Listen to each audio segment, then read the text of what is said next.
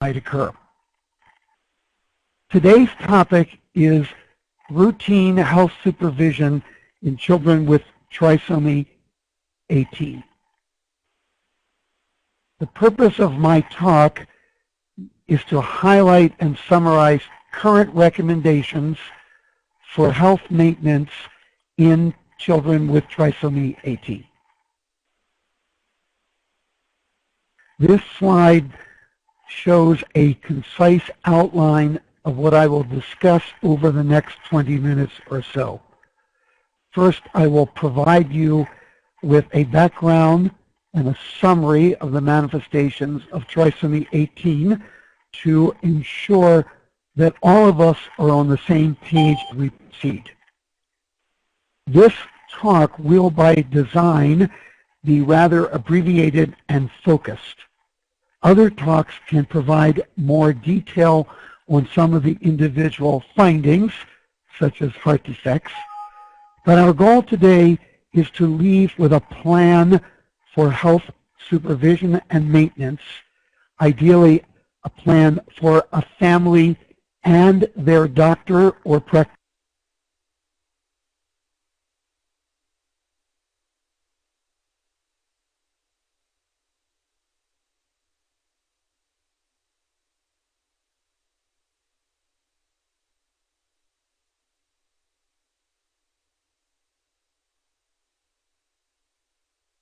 In some case nurse practitioners, physician's assistants, and I would encourage you to feel free to share my recommendations with your practitioners and other family members. Thus, the goal today is not to talk about pregnancy or newborn management, but what happens after a child goes home from the hospital. What are the issues that this primary care practitioner and the families should be partnering together about?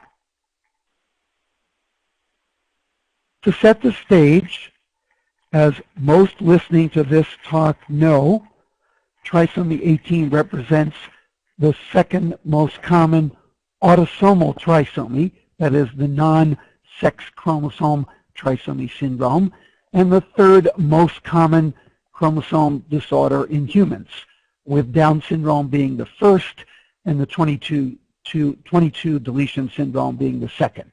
So trisomy 18 is the third most common chromosome syndrome.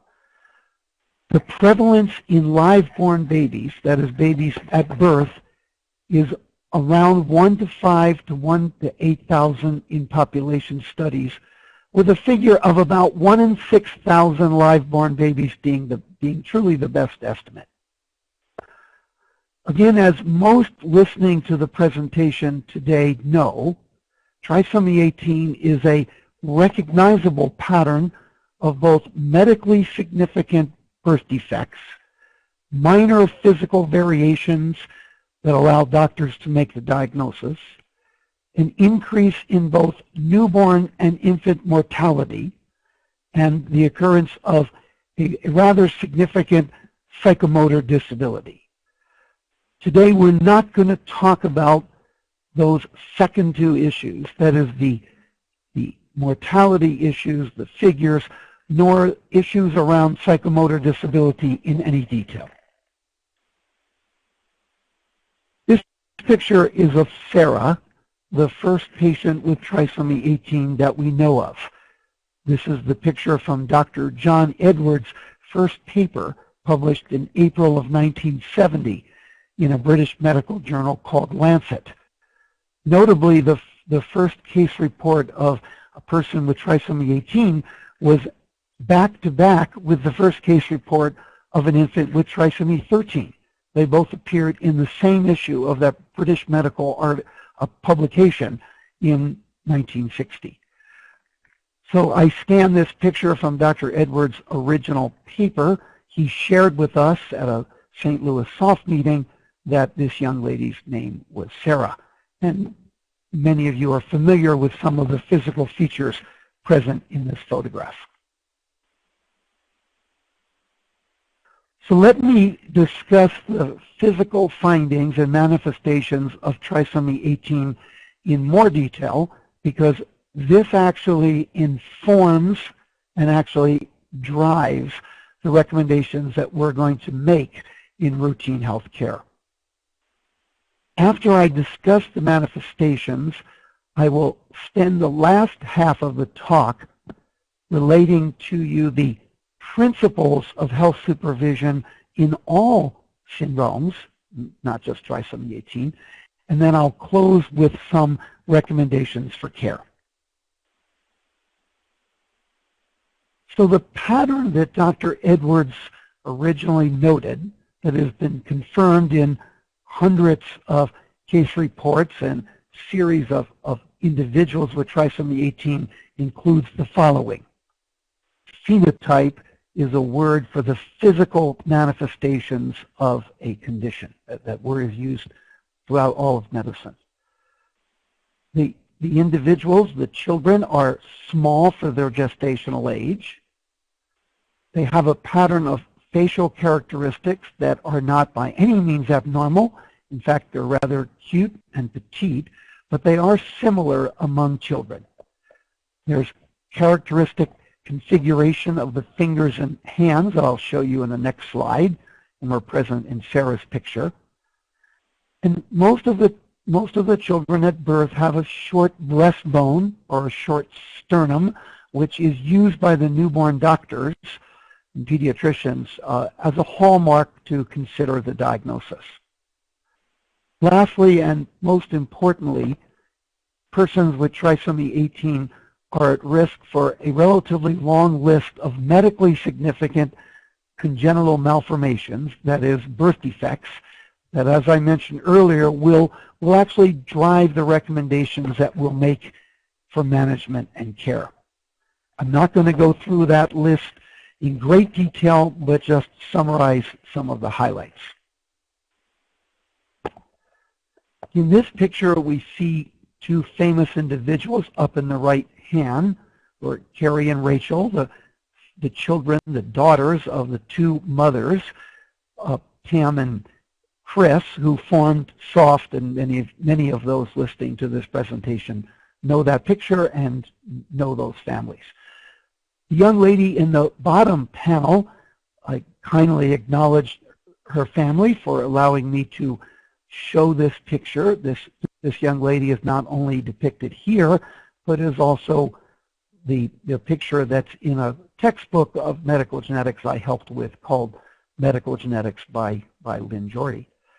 But you can see some of the physical characteristics that in today's presentation I won't go over in detail, but including the configuration and positioning of the fingers, especially the index finger on both sides. And you can see a rather cute and petite face, but also her resemblance to other children that I suspect many of you know. This slide shows in the top panel a chromosome study, a karyotype of a boy with trisomy 18, who next to the blue cartoon, the blue picture, has the 3 18s. On the lower panel, you can see a picture of a newborn.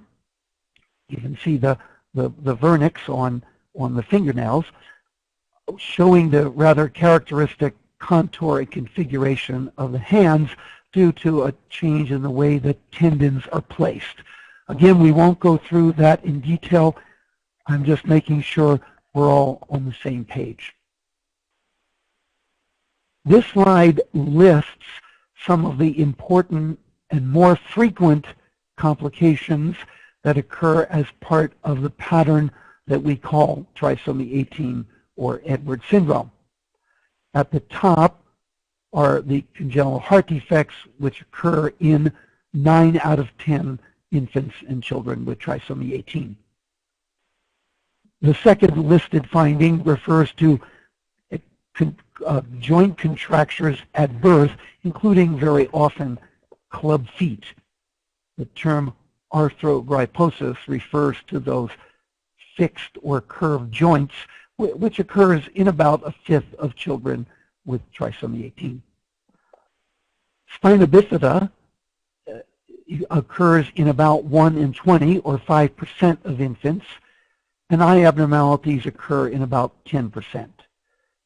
Defects or changes in the forearm bone called the radius also occur in about 5 to 10% of children and present some orthopedic challenges. Then there are a number of gastrointestinal birth defects. The TEF refers to tracheoesophageal fistula, a connection between the trachea and the esophagus, and omphalocele, which is the occurrence of the bowel through the umbilical cord, both occurring in about 1 in 20 or about 5% of children. Birth defects of the kidney or kidney malformations actually occur in 30 to 50% of children with trisomy 18, but fortunately they rarely cause any medical problems. Occasionally they do, but rarely. If a child does have a kidney malformation, it could predispose to urinary tract infections, which is something we do need to look out for. But in addition to the birth defects, there are a number of other conditions or manifestations that are highly frequent in infants and older children with trisomy 18 that present most of the problems that are well known and famous to all of us. The occurrence of central apnea, where the brain doesn't give a clear message to breathe. Other respiratory problems, both of the upper respiratory tract, the trachea, voice box, the tubes that lead to the lungs themselves. The occurrence of feeding difficulties, often requiring special intervention, like feeding tubes or a gastrostomy. The relatively high occurrence of reflux, where the milk products or other food actually refluxes up from the stomach into the esophagus and sometimes into the lung, playing a role in aspiration and feeding and breathing problems.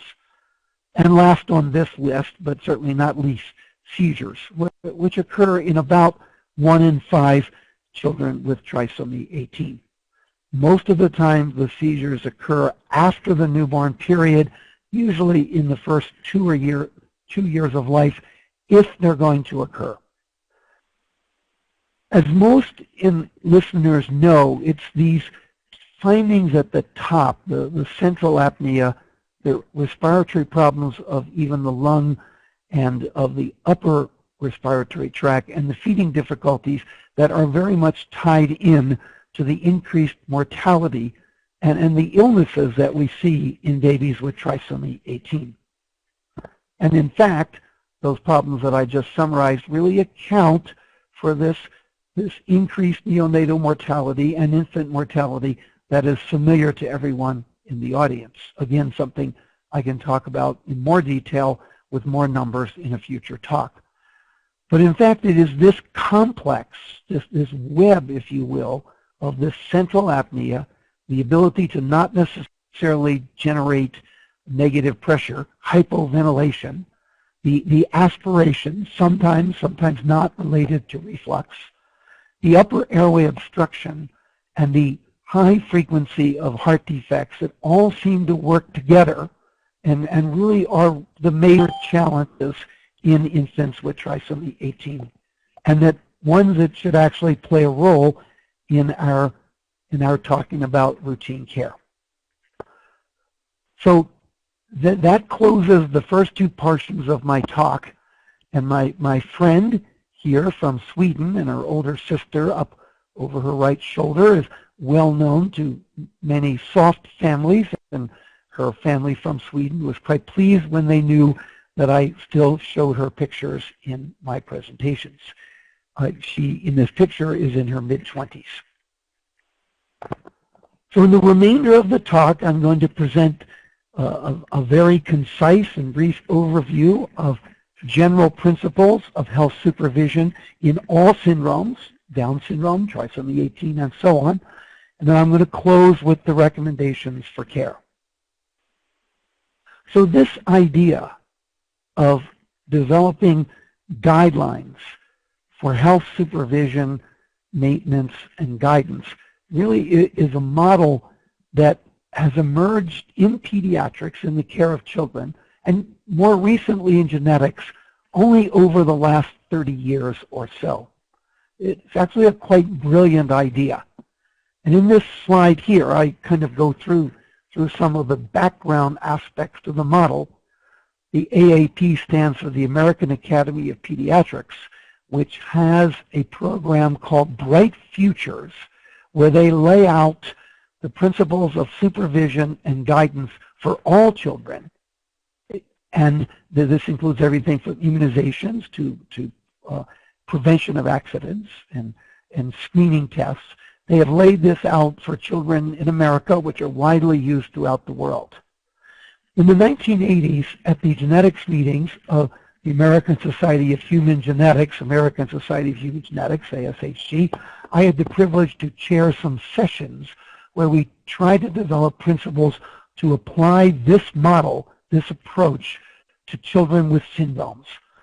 And of course, we realized very quickly that in order to be able to apply this model of screening and guidance and care, we had to understand the natural history, that is, the individual components of a condition over time. And from there, from the 1980s, there was this idea that we would develop, geneticists and pediatricians and other medical people would develop these guidelines for children with all conditions. And I have, with some of my colleagues, have done them for both trisomy 18 and 13, and we'll talk about the trisomy 18 in a moment. From this, from the Bright Futures and from these meetings and from the study of natural history, a number of books emerged in the 1990s. Dr. Golder Wilson in Dallas, Texas, and Dr. Carl Cooley, who's a pediatrician and parent of a child with Down syndrome, published 2 editions of a book called Preventative Management. And they do include a checklist, and I've included it in this talk, for trisomy 18 and, in fact, for trisomy 13. Their books, however, are not available online, so they're not easy for you to get a hold of. And they're not easy for anyone to get a hold of unless they purchase the book, even on Amazon. Dr. Cassidy and Allenson wrote a book called Management of Genetic Syndromes. It's now in its 3rd edition. My final slide will give you that reference, and I have authored the chapter on management for genetic syndromes for both trisomy 18 and 13 in that book. And I'm going to summarize that again as we finish up the talk in the last few moments of the presentation. So this model, this idea, this framework of health supervision and guidance involves 6 principles that I've also summarized in other articles in the medical literature, one of which I will again cite at the very end of the talk. They have to do with making sure we know the absolute correct diagnosis, understanding the natural history or evolution of a condition, applying a screening approach like we do in newborn screening, using medical evidence to decide what tests we're going to pick, and the same applies to therapies. And then, of course, have provided both by specialists and by primary care doctors and practitioners ongoing psychological support, and, of course, for the geneticist, genetic counseling. Now, in the talk today, accurate diagnosis should not be an issue, but you can see already why it makes a difference. If a child has trisomy 18 mosaicism, or a child has partial trisomy 18 with only half of the long arm of the 18, that would make a difference in how we talk about these guidelines. This concept of natural history, a term that's used by medical people in this setting, as I've already stressed, is very important in this context. One of my mentors, Dr. Judith Hall, formerly chairman of pediatrics at University of British Columbia in Vancouver, has devoted many articles in the medical literature to outlining principles of natural history. But the idea is that all the conditions that we can discuss, trisomy 18, trisomy 13, Down syndrome, Turner syndrome, and so on, all have the development of specific signs, symptoms, and manifestations over time. Some of the signs and symptoms of trisomy 18 occur at a later time rather than at an earlier time. for example, seizures in trisomy 18. So it's important for us to actually have fairly accurate, unbiased information about the natural history of trisomy 18 before we embark upon our recommendations for routine care. But as you will see, if you were to go into the studies and try to collect every paper you could on infants and children with trisomy 18 or whatever syndrome you would pick, you would find that there's a significant bias in these studies because they're usually written by people in medical centers, and they're usually written by people who have more problems than other people. So there's a bias toward reporting the more serious or severe end of the spectrum, if you will. In addition, medical people, scientific people, will tend to write papers about conditions that are more interesting. So there is a bias toward publishing the more interesting or the rare findings rather than the medium or the universe of a condition at hand. And most of these studies are really cross-sectional. They're not longitudinal over time. So the point is there are problems with our studies of natural history. That aside, and that recognized, there are still people who have tried to approach the study of natural history of any condition by trying to lay out what they can. And one way to approach this is simply to look, like I've already done, at the frequency of specific manifestations, whether it be a heart defect or spina bifida, or for that matter, apnea.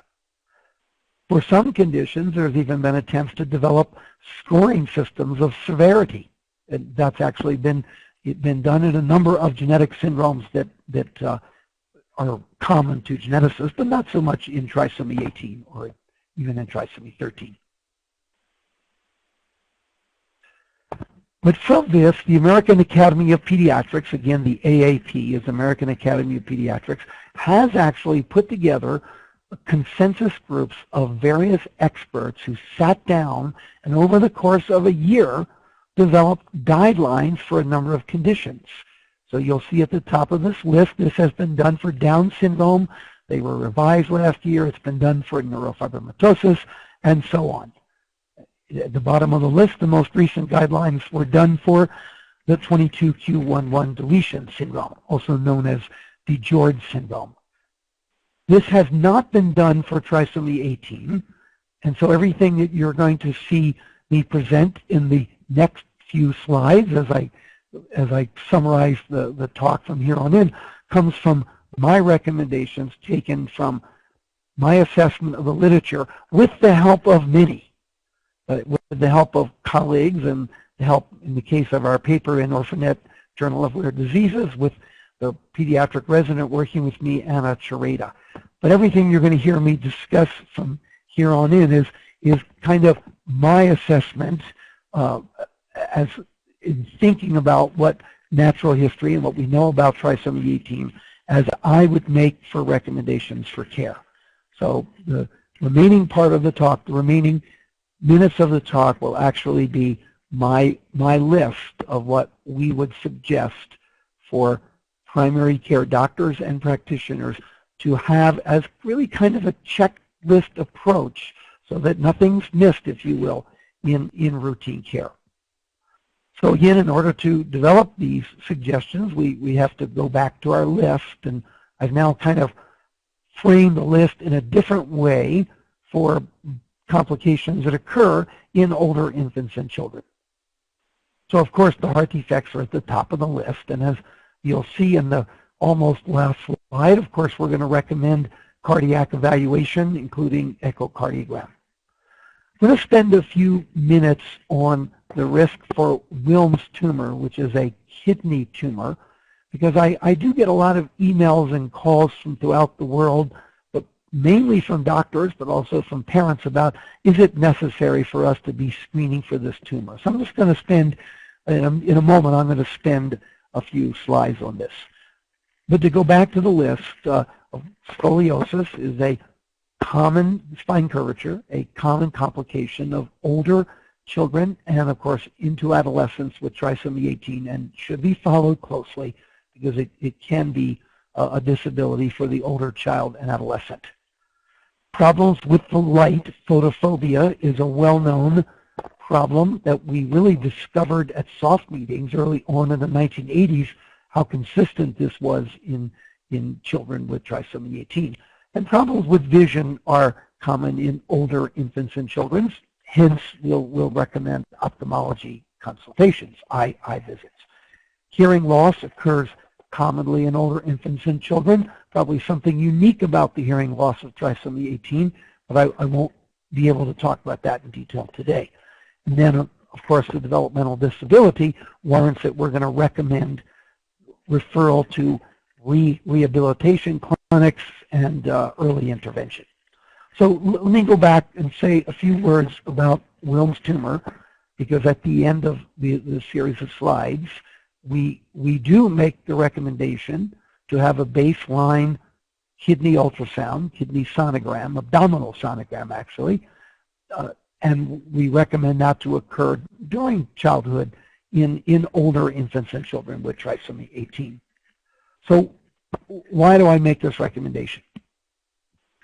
Well, it was learned in the 1980s that there had been a few case reports of children with trisomy 18. One was of a 1-year-old girl.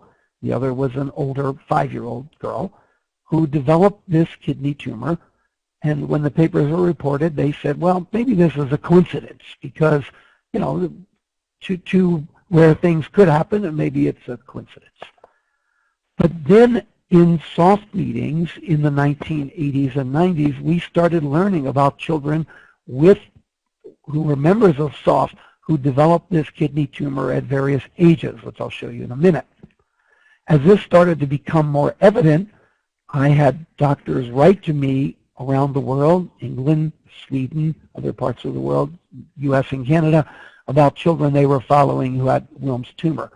So by the early 2000s, I was aware of about 11 individuals who had a Wilms tumor and trisomy 18. And these were summarized in a paper by Dr. Libby Anderson in the American Journal of Medical Genetics in 2003. And they're also summarized in the references I'm going to give you at the end. Oops. Sorry, something just showed up on my screen, but it went away. So if you look at the children, the average age is 5, which is older than the average child with this kidney tumor, which is usually about 1 or 2. The range is also longer. 2 of the children I knew about were detected by this screening modality, and 3 of the children did survive the Wilms tumor. So the question becomes, what really is the risk? And so I have estimated that the risk of a child over the age of 1 into early adolescence to have this kidney tumor, which can actually be malignant, a Wilms tumor, this risk is probably around 1 in 100 to 1 in 200. That is about a little 1% or a little bit less. And I came up with that number by simply taking the number of children over the age of a year, the number of children with trisomy 18, and the number of children that I knew about in America over a defined period who have developed a Wilms tumor. So I thought this risk of about 1 in 200 to 1 in 100 to 1 in 200 was high enough to recommend routine screening starting after 6 months of age, probably getting an ultrasound every 6 months. So here are the guidelines.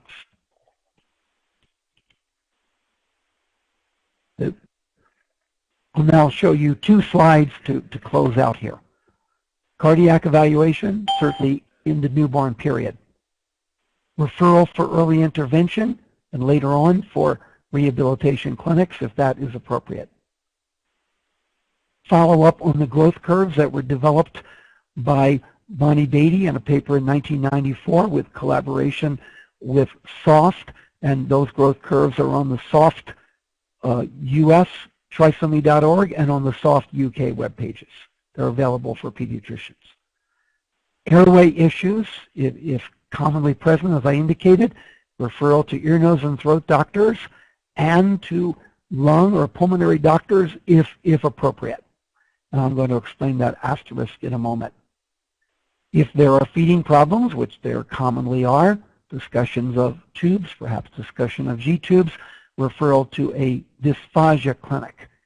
Notice that I missed the spelling error. That's not dysplasia, it's dysphagia, D-S-Y-P-H-A-G-I-A. Sorry for that. Not just my spelling, it's my eyesight. Either way, I asterisked the last two. I did that because in the U.S. and Canada, and I don't know about Australia, but in the U.S. and Canada, over the last 4 and 5 years, there have been the development of complex care clinics in many children's hospitals in North America. We call ours Complex Kid Clinic. It's led by Dr. Nancy Murphy here at Primary Children's Hospital. And she and her colleagues work together with ENT doctors, ear, nose, and throat, pulmonary doctors, feeding specialists, gastrointestinal doctors, and it's really become quite an excellent model. And 2 of our older kids with trisomy 18 who have a lot of these complex care issues are followed in that clinic. I'm not aware if such a clinic exists in Sydney or Melbourne in Australia. I know that they have the children's hospitals that are capable of doing it, but I don't know if that model exists. But I'd like to see that happen in the future.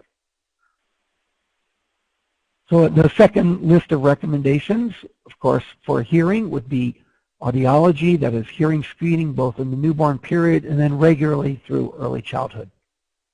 Ophthalmology, referral to an ophthalmologist.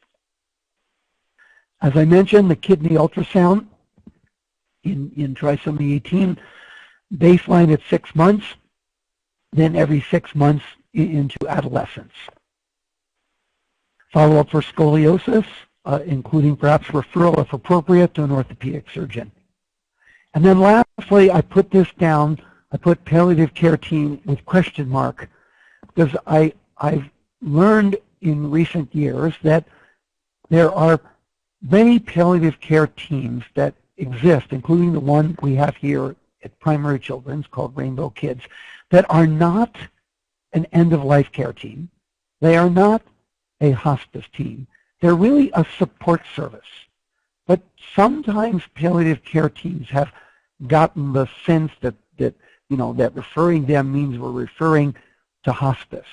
So it's important to be aware that palliative care teams and what they comprise and what they do in different parts of the world are actually different.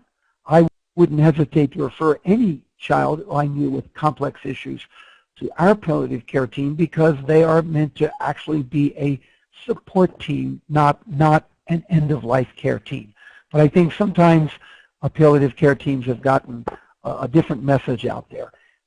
Anyone that heard the talk in South Dakota by Dr. Fenton knows exactly what I mean by a kind of a different approach to palliative care other than end-of-life. So that's my last of the text slides. This is my last slide, just emphasizing the papers that exist in the medical literature that have covered everything that I've spoken about today. The last 2 references are the routine health supervision table that we published in Soft Times in the August, September, October issue of 2011. Dr. Chirena and I put that together. But lastly, the last paper there in the Orphanet Journal of Rare Diseases is online, free access. Anyone by Googling Orphanet Journal of Rare Disease, you will find their articles. You can find that article. And I'm proud to say that it still has a little red mark that says highly accessed. So not every paper has that, but that is completely accessible for anyone here to also let their own primary care doctor know about its presence. So I'm going to stop at that point. I'll leave these references up if someone wants to write them down. And I think at this point, Terry probably will start, maybe she already has, fielding messages that I would be happy to answer any questions. Is that Terry, do you want to take over at this point? Absolutely, I appreciate that, and really very much appreciate the information, Dr. Carey. When you got into the recommendations, you know, Chrissy is almost 13, and just to hear really how things have evolved and really how apparent it is that things are evolving even over the last 13 years, it's just exciting to me as a parent. And yes, we do have some questions, and I just want to put a notice out there. First, I'm going to turn off the noise that happens if somebody either joins us or leaves. I just want to do that so it's not being recorded. I believe that is now disabled. Oh, wait, disabled. Okay, now it is disabled. Okay, I just wanted to make sure that was disabled. Also, it may sound, I'm going to mute my microphone while Dr. Carey is answering questions because it may sound like it's feeding time at the zoo. The bus is about to get here. Our dog goes wild when Chrissy gets home. So if, Dr. Carey, you finish answering this question and I'm not here, I'm getting Chrissy, please wait. I will be here in 2 seconds.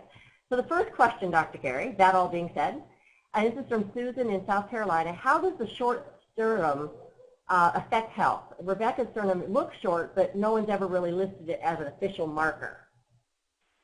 And I believe you can also see these over in the corner, Dr. Carey, but if you're hearing it is enough, that's great.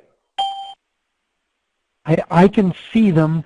I can see Susan's, I don't know what order they're in, but to answer Susan's question, now I can see, Susan, your question right here.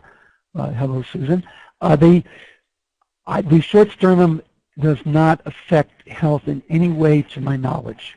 It is simply one of those clues or signs that the newborn doctors and pediatricians can use when they're thinking about the occurrence of trisomy 18 in a newborn infant. My rule that I teach to residents is that if you actually use your fingers and mark off the top of the breastbone to the bottom, and you look at that in the chest and abdomen of a baby, the sternum, that is the breastbone, by just estimating it, accounts for about 1/3 of that truncal measurement. But in a baby with trisomy 18, it's usually about 1/4. To my knowledge, it doesn't have any relationship to the development of scoliosis or anything else after that. It is simply just a clue. So I see the next question also from Susan. Maybe I'll go ahead and answer that. So again, good question. So the question is, are the rocker bottom feet included in the club feet statistic? Probably yes, although I can't say that anyone actually, would have separated the different forms of a congenital contracture of the foot, of a fixed foot. That is the metatarsus varus or the classical talipes equinovarus. But sometimes a rocker bottom foot is part of a more complicated foot deformity called a vertical talus, which does often require casting and surgery and does occasionally occur in trisomy 18. So I think that the full-blown rocker bottom foot with a vertical talus probably is in the club foot data. That's roughly about 30%. We could scrutinize those numbers. But a pure rocker bottom foot, that is the prominent heel at the back with the rocker bottom configuration without any positioning change, probably are not in those data. All right. Well, thank you. All right.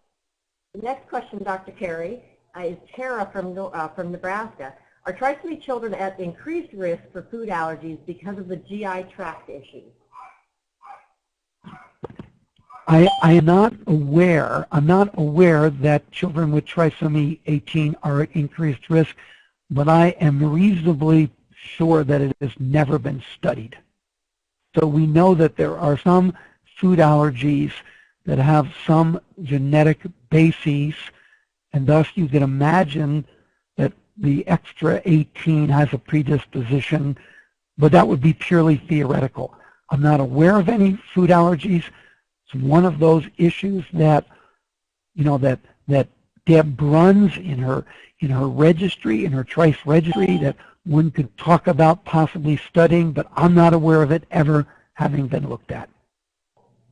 Excellent. Well, and actually, She'll be doing one of our talks here in a couple of weeks. We can ask the same question of her. And in fact, ahead of time, perhaps, and in fact, she's on the line. Debbie, get you some information for the talk here in a couple of weeks. The next question, Dr. Terry, from Susan in South Carolina. When referring to trisomy 18, is there a distinction in accurate diagnosis between partial, full, and mosaic trisomy? Are there papers supporting studies differentiating them?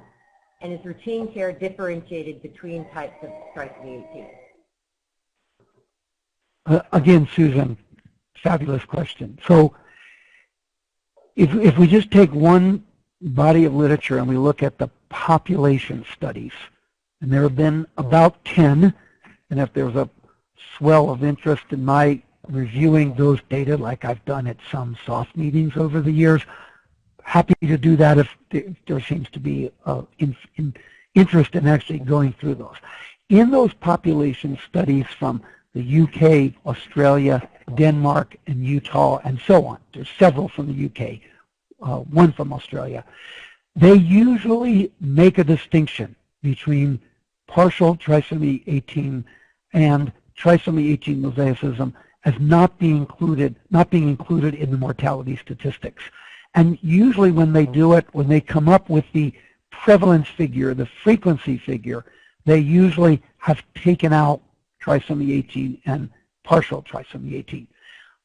But on the other hand, it's very common for people to kind of lump it together and not necessarily make the distinction. So it's really important to bring out your question to make that distinction, because in trisomy 18 mosaicism, we know there's varying degrees of so-called normal cells with trisomy 18 cells. We know that it can modify this list of physical manifestations. And while I would probably make the same recommendations in partial trisomy 18 and trisomy 18 mosaicism as I would for complete or full trisomy 18, probably I don't have any completely firm grounds on saying that, but I think in the era of being safe, I'd probably make the same recommendations.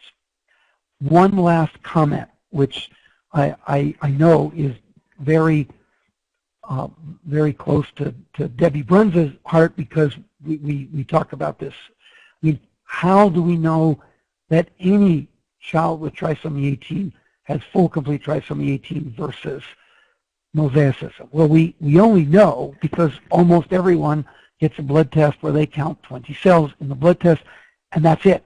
There's no further testing done unless someone decides that maybe there's something different about a child's pattern. So maybe they'll do another blood test, or they'll do a more deeper test, or they'll do a skin biopsy even for studying it to decide whether or not there's other tissues involved. So really what I'm trying to say is that while in any child, complete full trisomy 18 is based on a blood test that counts 20 cells, and that's probably 95% accurate in the way that they define that, we actually don't truly know with as complete certainty that any child doesn't have some degree of mosaicism. So that was probably more than that you wanted me to address, but again, it's a good question to bring out those points. You know, Dr. Carey, you've got to remember the group you're talking to. I just found what you just had to say fascinating. I think all of us do. I actually am going to kind of add a follow-up question here before we go to the next one, or a comment maybe, because I've always wondered that with Christina, where she is full, with the number of cells they test. You know, my thought on it's always been, though, you know, how many cells are we going to test to find the ones that aren't?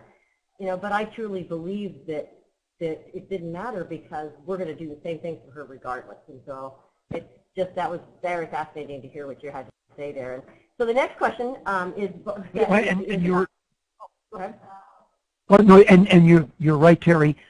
There are children that I know with trisomy 18 who have had, and there's at least 6 in the medical literature, who are older than a certain age, 5 to 10, where multiple tissue samples were taken, and they did have complete and full trisomy 18. So we know that as well as we can tell, children with full trisomy 18 will be in our groups of older and surviving children. So it's not just because they must have mosaicism, which is often stated. I like that. That's awesome and very exciting. So that being said, and another question, and it starts out with Barlow had indicated that the mortality rate for trisomy 18 was better in the 70s and 80s. This I find another fascinating question and could be a whole great discussion. If that's true, you know, do we really want an accurate diagnosis prenatally? Is it negatively affecting the numbers, do you believe? What are your thoughts on that? So, I think I saw Barb mention this in one of our recent email trails. So if you look at the population studies that have been done, really the true population studies, they take a geographical area over a defined period of time and attempt to ascertain every child with trisomy 18. They really began with the paper in 1985, and they go on after that. Prior to that time, everyone was basing their numbers, including all of our textbooks, on a study by Weber that was published in 1968. And what Dr. Weber did was he astutely collected several hundred cases of trisomy 18 from chromosome labs and got as much information as he could about their outcome. So this was a cross-sectional study that is, in this period of time, collected from chromosome labs in different parts of North America. And what he did was then say, okay, now let's go back and say what happened after we collected the case as well as we can.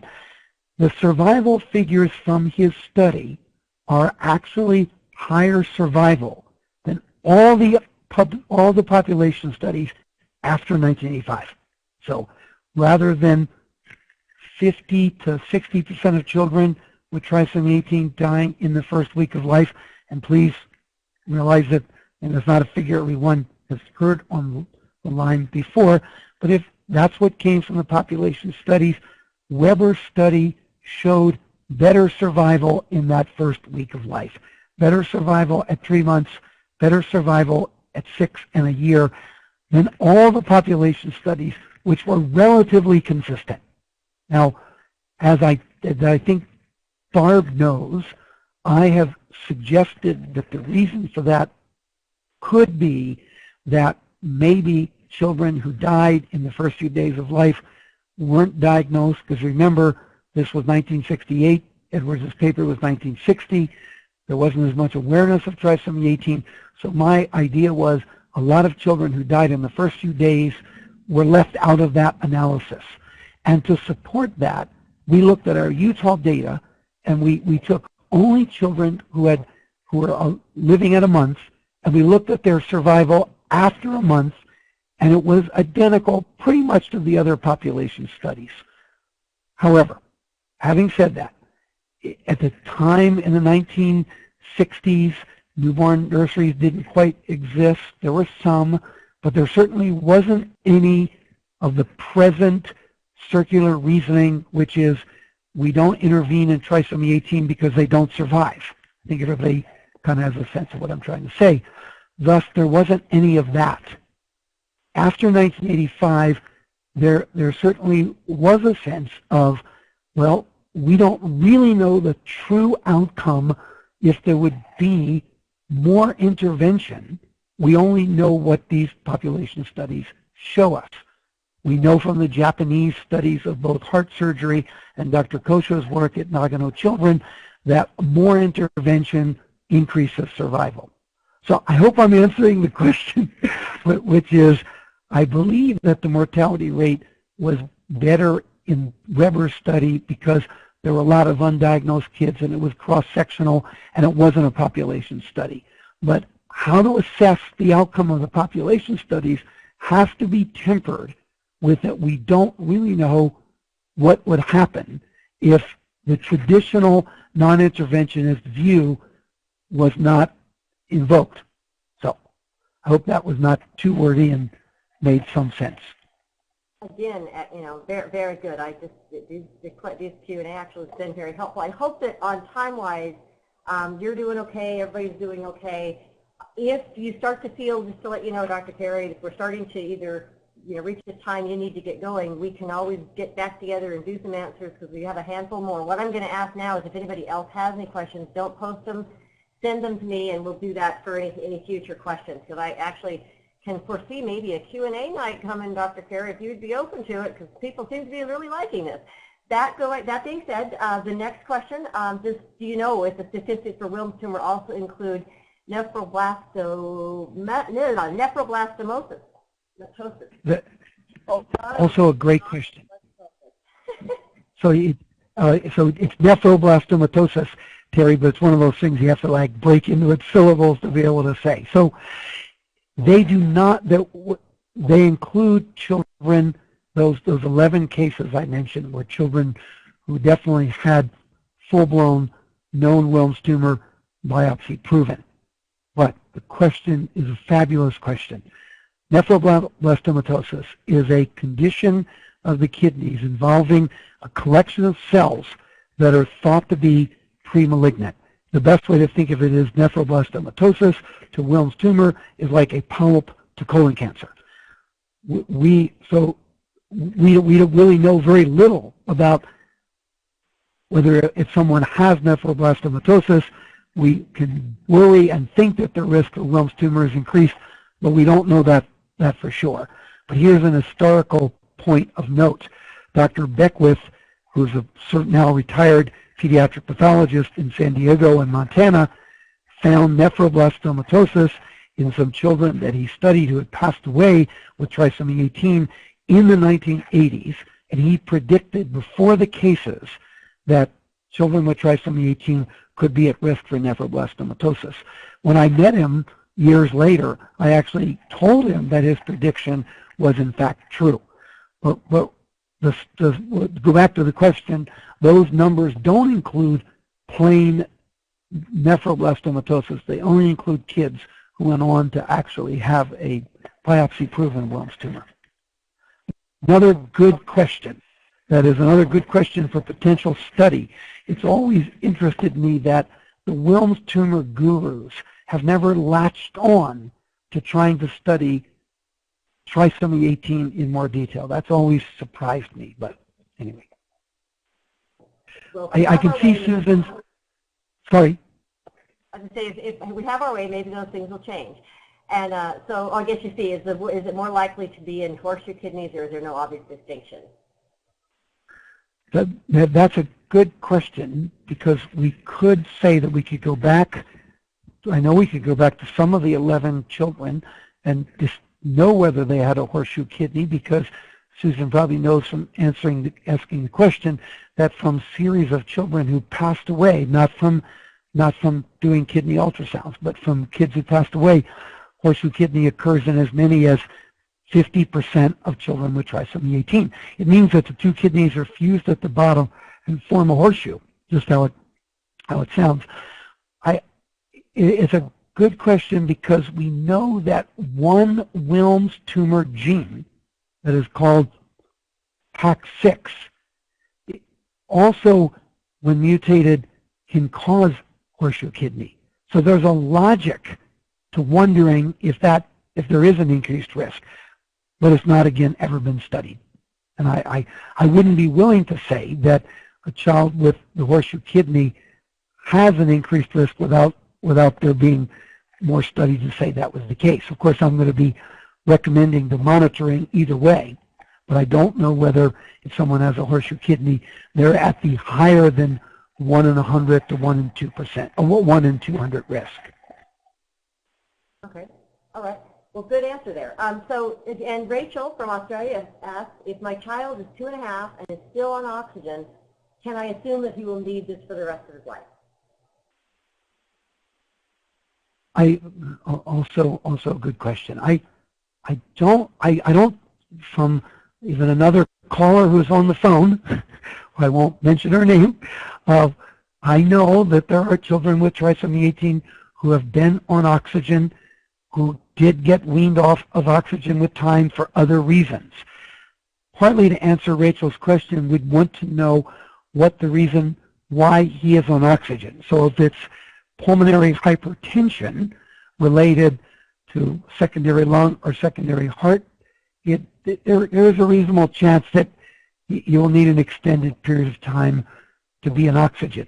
But if it's related to problems that lung growth can help, or that if there's upper airway problems, like even tonsils, that when removed would relieve some of the obstruction, then I'm not sure that he's destined to have oxygen for the rest of his life. I think it would depend on teasing out all those different reasons I had on the 5th or 6th slide.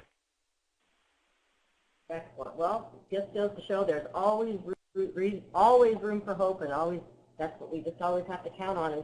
And as parents of trisomy kids, we know that's a daily part of our lives, is believing in them and expecting that they can, and being prepared that they might not get off the oxygen. So that's good. Dr. Carey, Susan also asked, this is a scoliosis question. Christy has scoliosis. I know a lot of our kids do. For those with infantile scoliosis, is it true that the casting methods do not work in those with genetic conditions? Do you know of any kids that were actually casted, not TLSO casted, but corrective series of serial casting to correct scoliosis?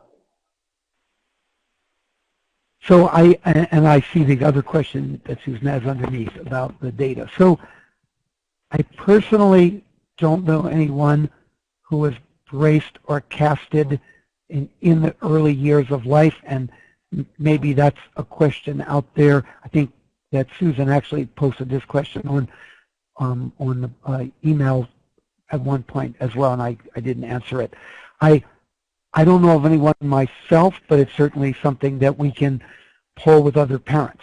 I think that the reason that the doctors are saying that in infantile scoliosis, and here I'm going to answer this in the context of other causes of infantile scoliosis, not trisomy 18.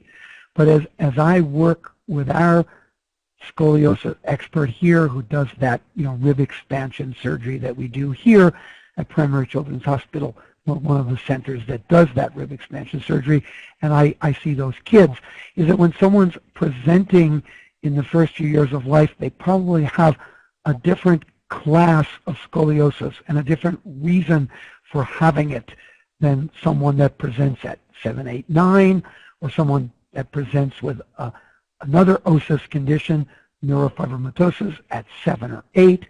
They're probably a different species, if you will, of scoliosis, and in that group, the bracing and the casting that they do and the changing that they do, again, speaking out of turn here as a non-orthopedist, they don't find it working in skeletal dysplasias, in conditions that cause birth defects of the vertebral column, in certain neuromuscular conditions that cause infantile scoliosis.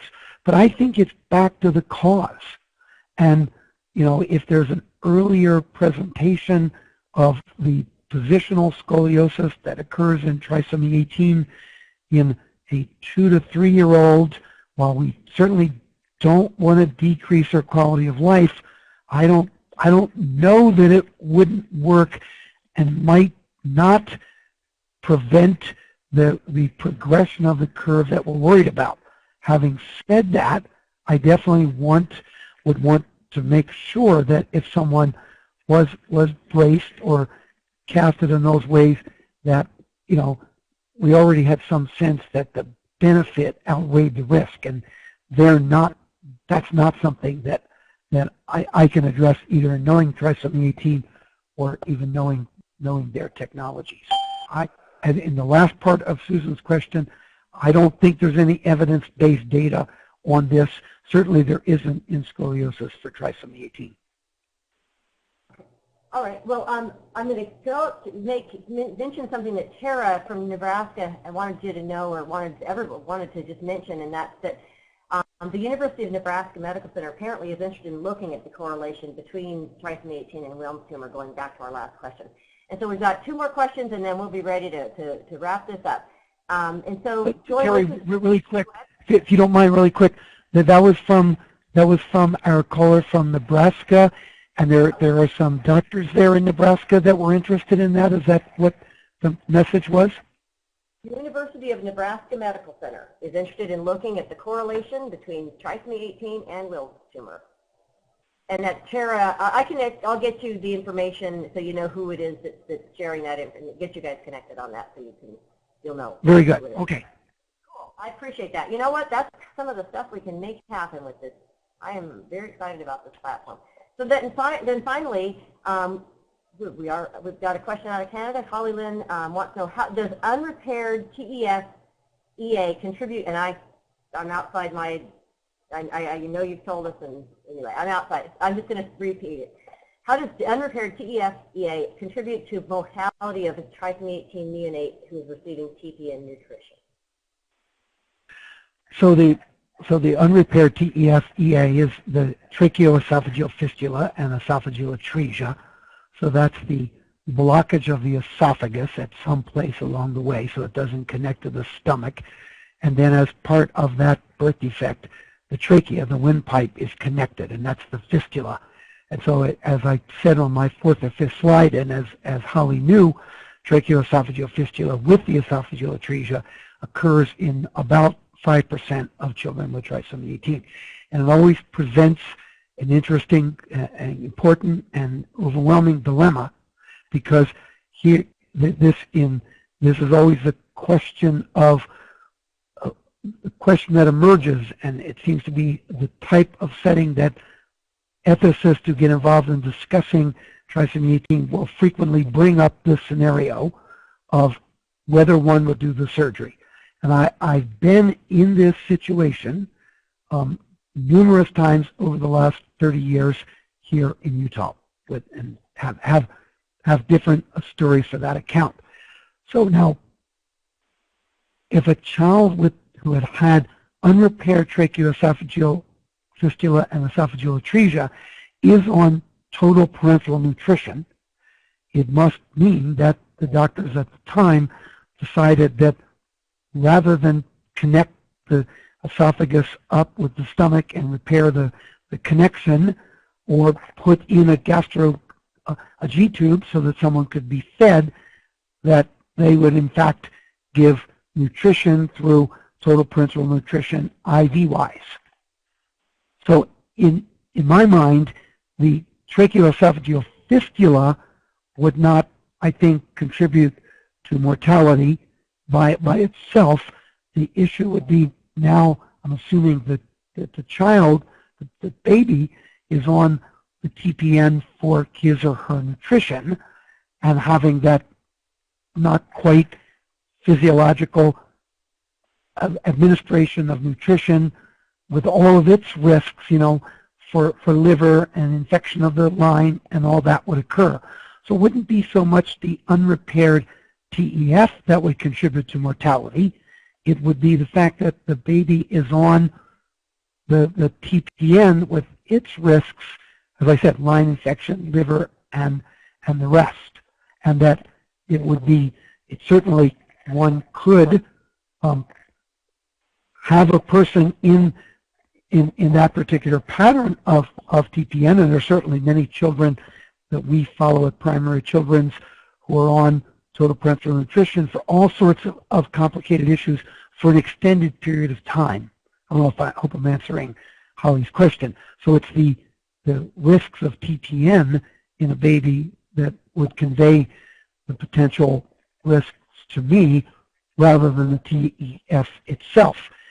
I would ask the question of, if the plan was, let's put someone on TPN and not have to take her to surgery or him to surgery for other reasons, the surgery choices being connected up, which may be very complicated, or put in a G-tube so that then we'd go around the block in the esophagus and we would give nutrition by G-tube. My pediatric surgeons that I work with here frequently say, if we're going to put a G-tube in, open surgery as opposed to closed surgery, like where they do it through the esophagus, which they couldn't do, if my surgeons say, if we're going to put a G-tube in, we might as well just close the fistula and the esophagus. That's what they usually say to us. On the other hand, if it's a big gap, that makes it a very complicated surgery. So I hope I've answered Holly's question. If I haven't answered Holly's question because of the uniqueness of this question, please, Holly Lynn, email me later with more details if you need to. My email is on the trisomy.org webpage, but it's my name, john.carey@hsc.utah.edu, because maybe I haven't answered that question adequately, because it's an important question. Thank you so much, Dr. Carey. We all appreciate the time that you spent today. It's been just a fascinating time. I hope everyone agrees with that, and so appreciate your time and look